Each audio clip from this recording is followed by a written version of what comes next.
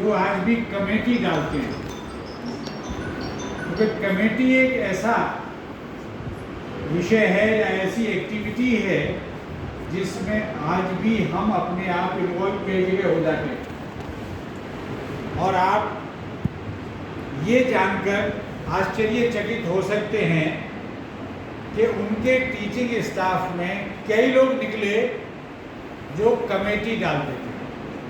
अब मुझे ये अंदाज़ा नहीं, क्योंकि मुझे ये बताया गया है कि आप कुछ बीएससी के स्टूडेंट्स हैं, कुछ बीकॉम के, और फाइनल ईयर बीकॉम भी है यहाँ पर, तो काफ़ी कुछ पढ़ चुके होंगे वो तो।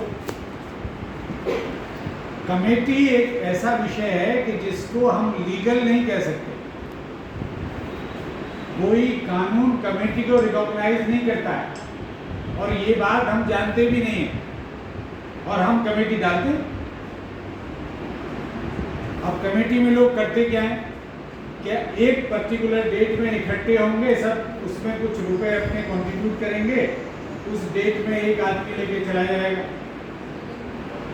अब वो आदमी इस तरीके से कमेटी इकट्ठा करता रहेगा, और फिर घट्टे जब पैसा हो जाता है तो कई लोग लेके भाग भी जाते हैं, because it is not a legal activity in India.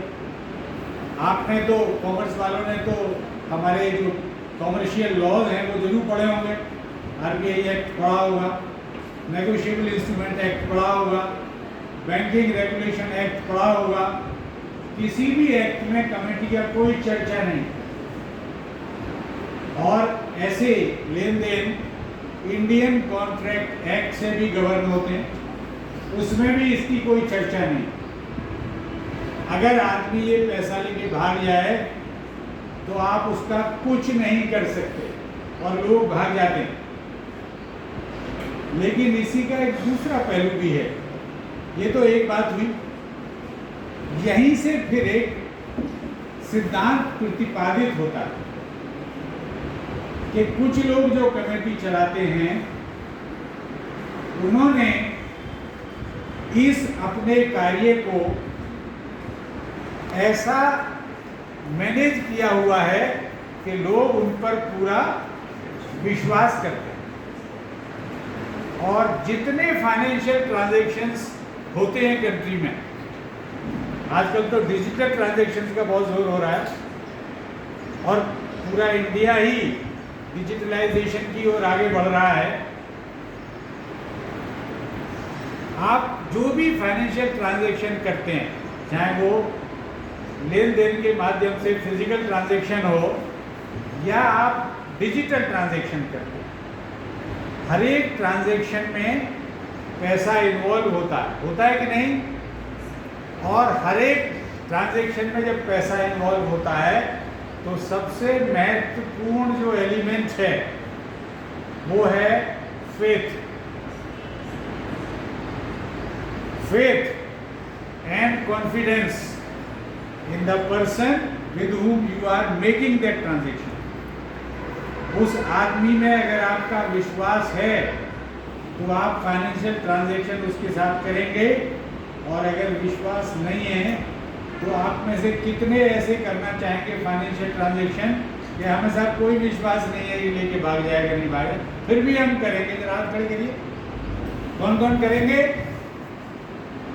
क्या ले जाए तो ले जाए, हमें क्या चिंता करना है, कोई नहीं करेगा। तो सबसे महत्वपूर्ण एलिमेंट फाइनेंशियल लिटरेसी का क्या है? जिसके साथ भी आप कोई डीलिंग करें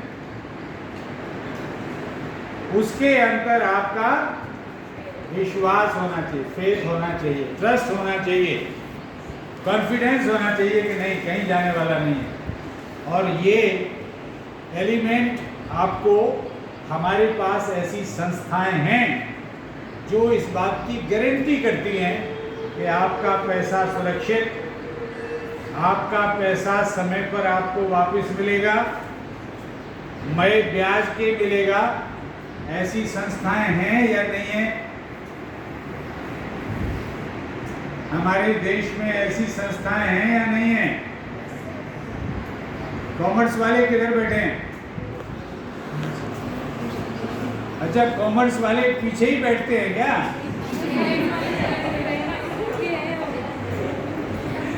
अरे भाई, हमारे यहाँ देश में ऐसी संस्थाएं हैं बैंक और फाइनेंशियल इंस्टीट्यूशंस और ये पूरा स्ट्रक्चर आज के नवयुवकों को और नवयुवतियों को समझना चाहिए।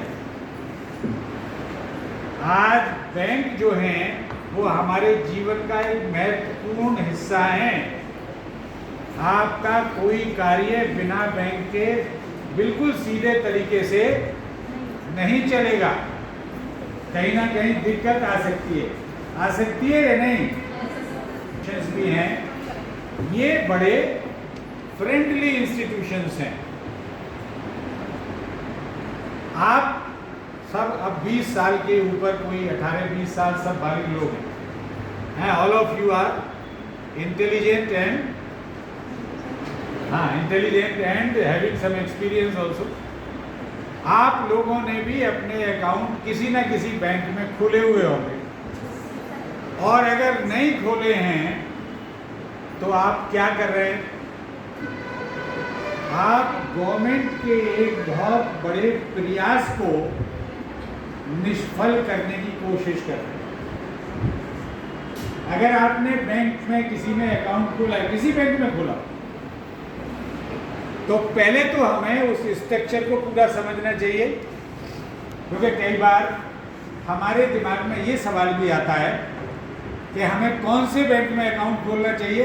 अगर आपके सामने चॉइस है तो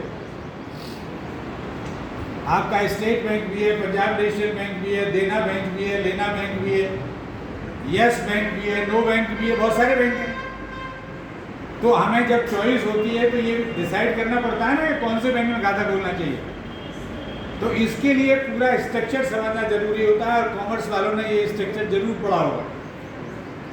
हमारे पास जो बैंकिंग का ढांचा उपलब्ध है और जिसके विषय में आपको जानना चाहिए, वो शुरू होता है एपेक्स लेवल इंस्टीट्यूशन से।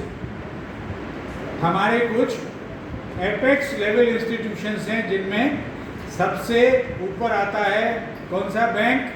कॉमर्स वाले। कौन सा बैंक सबसे ऊपर आएगा?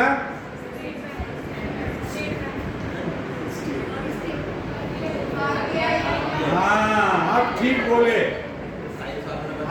बोले। और साइंस वाले बोले, ये शर्मा जी बोल रहे हैं। कॉमर्स वाले स्टेट बैंक बोल रहे हैं, शर्मा, और साइंस वाले रिजर्व बैंक बोल रहे हैं। और रिजर्व बैंक ही आपका उत्तर सही है। तो रिजर्व बैंक, नाबार्ड जिसको हम कहते हैं, national bank for agriculture and rural development, national housing bank, और हमारा स्मॉल इंडस्ट्रीज डेवलपमेंट बैंक और एक्सपोर्ट इंपोर्ट बैंक, ये सारे के सारे हमारे एपेक्स लेवल इंस्टीट्यूशंस हैं। और उसके नीचे जैसे ही आप आएंगे तो हमारी बैंकिंग 3 हिस्से में बढ़ जाती है।